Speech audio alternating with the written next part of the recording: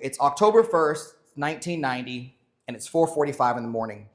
And there's a young woman, she's standing in her kitchen, and she's putting a lunch together inside of a Spider-Man lunchbox. And she hears her husband behind her say, "It's time to go." So she turns around, and she sees her husband holding their two daughters, one in each arm, as he walks out the door to leave.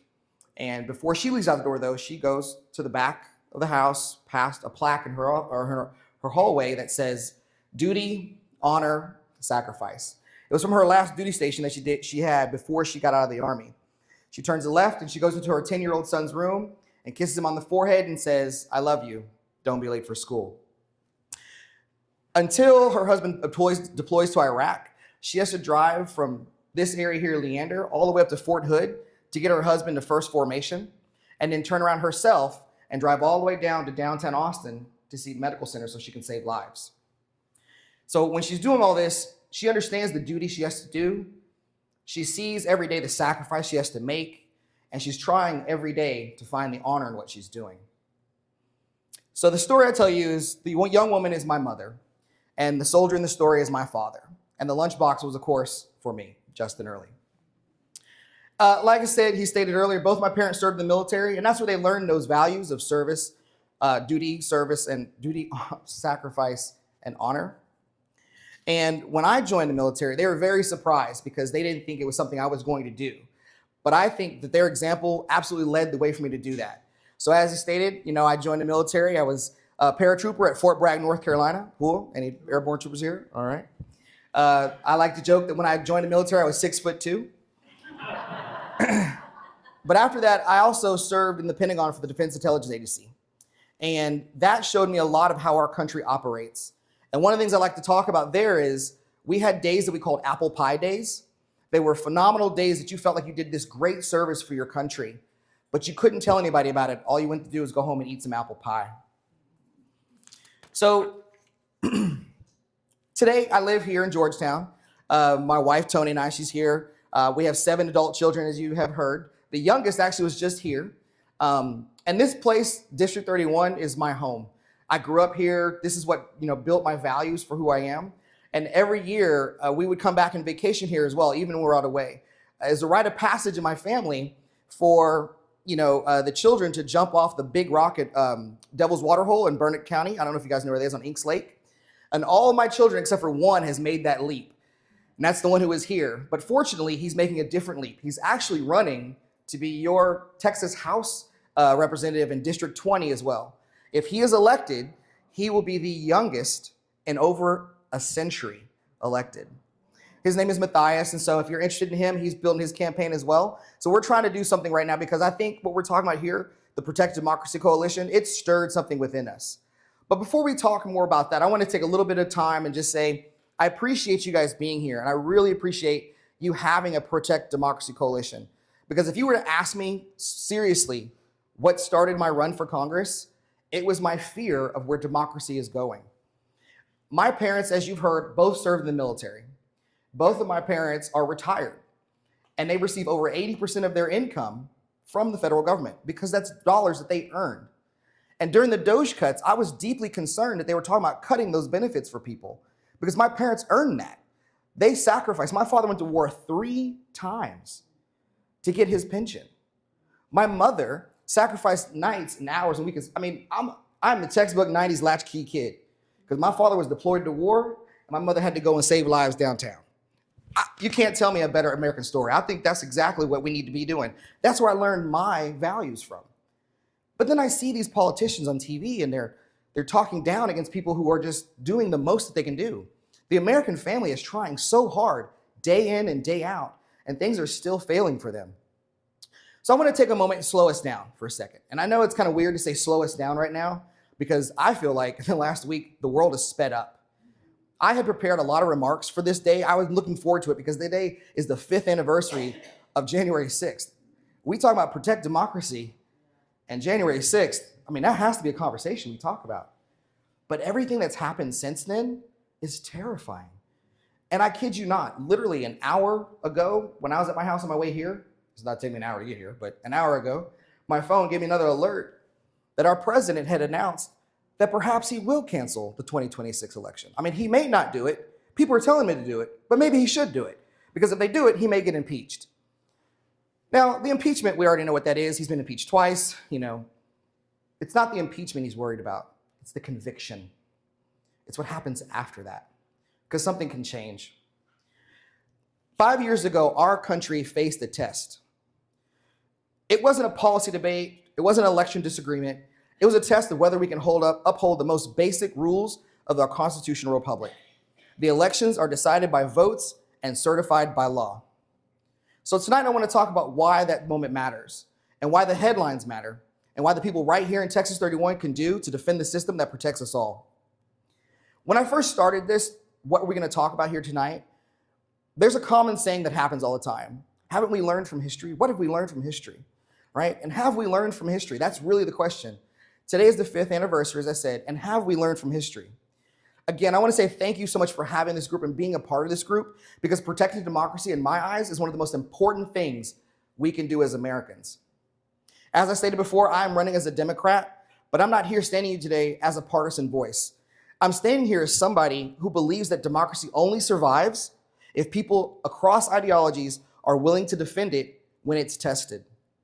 History teaches us something important, that the most important fights in American democracy were not framed as left versus right. They were framed as right versus wrong. Ending poll taxes was not partisan.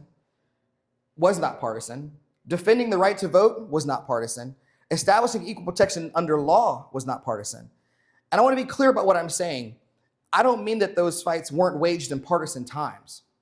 They were contested fiercely, and people suffered for those things. But once those battles were won, those principles themselves became democracy's baseline, and it is considered patriotic to defend them. And let's make that real for a moment. We have confused what patriotism truly is.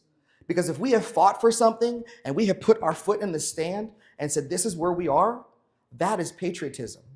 If that slides back and you continue that, that is the opposite of that. So I say thank you for being here and being a patriot to stand in your position. Thank you.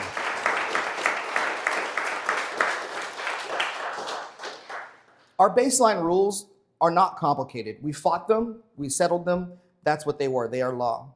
And they're simple ideas that the law applies to everybody, that elections matter, and that power has its limits. But if the law depends on who you are, is it still the law? Accountability is what takes that law and makes it into a reality.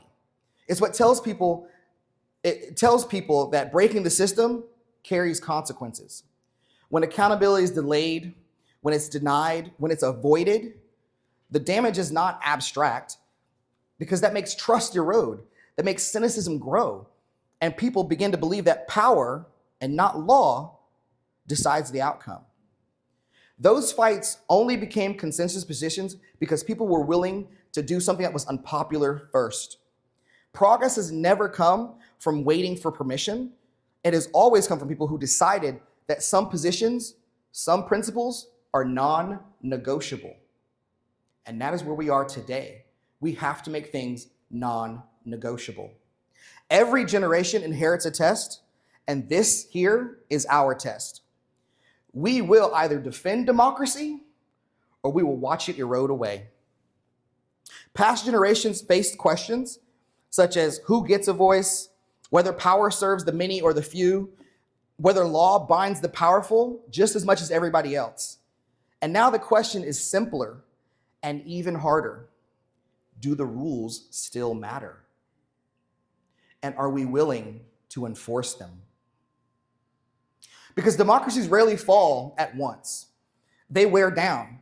Norms get weakened, power concentrates, and by the time people realize what they've lost, it's so much harder to get back. If we take a quick second and think about the headlines that we've seen in the last week, all those things are happening right in front of our eyes, daily. I even mentioned one, like I said, an hour ago that happened. That is the erosion of our democracy. Even mentioning not having elections in a democratic republic, that is not democracy. So this is why January 6th is super important, because collapse is loud, right? We see that. Our media tells us, we have, Mission Impossible movies where they jump into some other country and, the dictator falls and stuff. Those things are fantasies. We are been trained to recognize collapse. However, erosion is quiet. And which one do you think is harder to recognize? That is where we are today. What happened in the United States on January 6th was shocking.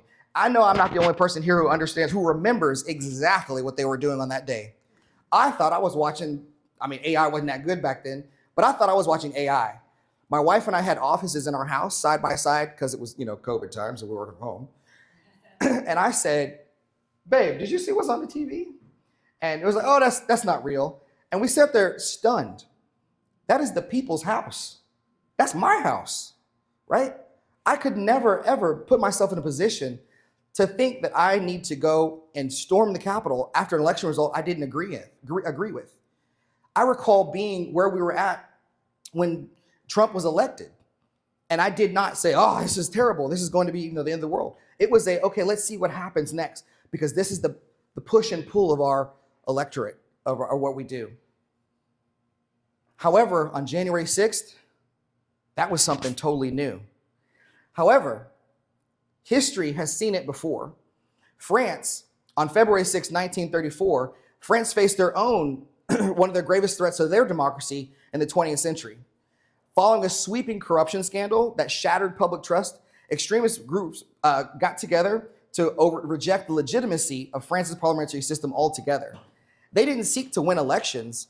They sought to intimidate, to destabilize, and to force power to people that did not earn it or did not get voted in.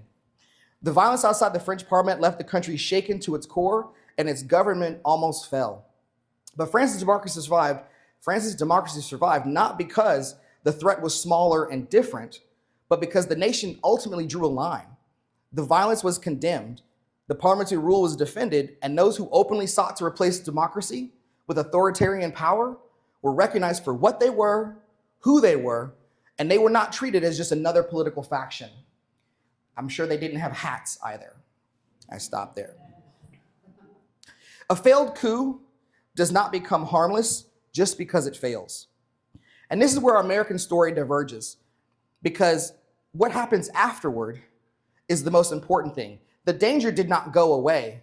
It actually grew because we normalized it. We still have elected officials who excused, minimized, and participated in an effort to overturn a democratic election. That is not a partisan accusation. That is a structural warning. Democracies don't fall because violence happens one time. They fall when accountability does not follow. Democratic norms are not fancy ideas. These are basic behaviors. You accept election results when you lose. You tell the truth about what happened, and you treat political opponents as fellow Americans and not enemies. When leaders lie and they excuse the violence or normalize breaking the rules, it teaches people that democracy is optional. Optional. I will not do that. I refuse to do that. I will be firm in who I am and stand. I will be honest and respectful, but leaders and how they talk and how they shape this country is exactly how our people will be. We need to make sure we have leaders who represent who we are and how we are. There's a term for systems that fall back, and get to this position right now. It's called competitive authoritarianism. And not to get too, academic on you there, but these systems still hold elections. They still have democratic language. They still have court systems. They still have all the things that you recognized before, but the rules are bent and the courts are weakened, and elections exist, but they become manipulated. And opposition exists, but it is punished, discredited, or ignored. The competition is real, but the field is not level. And that is the danger. One of the books I had read, 2023, I believe, was called Tyranny of the Minority, probably 22, called Tyranny of the Minority. I don't know if you guys recognize that book. If you've heard it, I recommend it for a group. It's a phenomenal read. It goes through all the different ways that the minority actually changes the rules. And one of the allegories that are used is that it's like a basketball game where one team, every shot that they make is 3 points, and the other team, every shot that they make is 1 point, which means the other team has to work 3 times as hard to get just as many points. And that is the system we are looking at today. Competitive authoritarianism doesn't arrive with tanks in the streets. It arrives through technicalities, through loopholes, and through the quiet normalization of behavior that would have ended anybody else's political career. And today, we have something that accelerates all of this. And that's where I'll talk a little bit about artificial intelligence. I am a cybersecurity expert. I say expert. I'm a cybersecurity expert. AI scares me, and I work in it every day. I work for Dell Technologies. One of my little jokes I like to say is, I got to keep my billionaire happy. You know, Michael Dell is my personal billionaire. He pays my paychecks. But AI has the ability to amplify what already exists. It makes lies faster to spread. It makes them harder to detect. And it's cheaper and faster to produce. It blurs the line between truth and fabrication. And it overwhelms people with not one big lie, but with 1,000 tiny cuts of lies. When trust is already fragile, that truly matters. Democracy depends on a shared reality, on the ability to agree on basic facts before we can argue about the solutions. So 5 years later, we are still arguing about those consequences. We are still debating whether what should happen to these people or simply just move past it. Normalization is dangerous because it teaches people that the attacks on democracy are survivable. And history shows us something else. When attacks go unanswered, they repeat. This is why we also need to make sure we stand firm in understanding and knowing and sharing what is truth for everything, for everybody and everything. Democracy does not survive only on good intentions. It survives on guardrails. And guardrails only work if we're willing to enforce them. We're watching debates right now about who gets to decide when power is exercised beyond our country's borders, about who authorizes forces, who intervenes, and what pressure we put on other nations, and who should decide when the nation acts with force. Our Constitution is clear that power is divided for a reason, because precedent matters, and because authority without accountability never stays contained. And what we normalize abroad has a way of coming back home. This is why responsibility doesn't even stop at our borders. The way we got to be the great nation of the United States today is that everything that it said and did as a nation was truth. You can believe it yesterday, you can believe it tomorrow, you can put the money in the bank. Today, our word is not our bond. The world is being divided up. Let me change my rhetoric here. There seems to be a mentality that the world is being divided up to spheres of influence. Russia is very vocal about their sphere of influence. That is why they went to Ukraine. That is why they're doing what they're doing in that country there. China believes that Taiwan is theirs. They believe that, you can be over there, because actually, do you know Taiwan, the island of Taiwan, the country official name is China. And China is the Republic of China. So China believes you're just little China, we'll be there. And the United States seems to be like the North and South America is our sphere of influence because of what happened this weekend. We cannot negotiate over whether every citizen has a vote. We cannot negotiate over whether political violence is acceptable. We cannot negotiate over whether the rule of law applies to everyone. And like I said before, these are not partisan demands. These are patriotic demands. And I know in this room, there's some Democrats. I see a lot of you. How you doing? My friends back there. I see some Republicans. I know there's independents here and people who are just simply exhausted by it all. You don't have to agree on every policy. You don't have to share my specific ideology. You don't even have to like the party system that we have today. But if we can't agree that democracy itself is worth defending, then no other argument matters. And this is not a nostalgia for the past. This is about responsibility to the future. It's about me telling my 7 children that, hey, when our test came for our generation, we stood up and we took it on. We didn't look away. We didn't hide. And we took it head on and we won. Because none of this works if people stop participating. Democracy only survives when people show up. It only survives when people vote. And it only survives when people demand accountability. We have learned from history. We've learned that freedom is not self-sustaining. We have learned that it is protected because we are fighting to protect it. We have learned that silence does not preserve democracy. It actually erodes it. And we have learned that neutrality does not defend freedom. It yields ground to those willing to take it. And we have learned this above all. Every right we now call fundamental was secured because people fought for it and kept fighting when it became uncomfortable, unpopular, and risky. And that is the lesson history actually tells us. I know there's a lot of people here who are tired and angry and just want to be done with it all, but that is not going to work for us. Our democracy only gets stronger when the rules are followed, when no one is above the law, and when the people who win the elections are actually allowed to govern responsibly. My job that I'm running for right now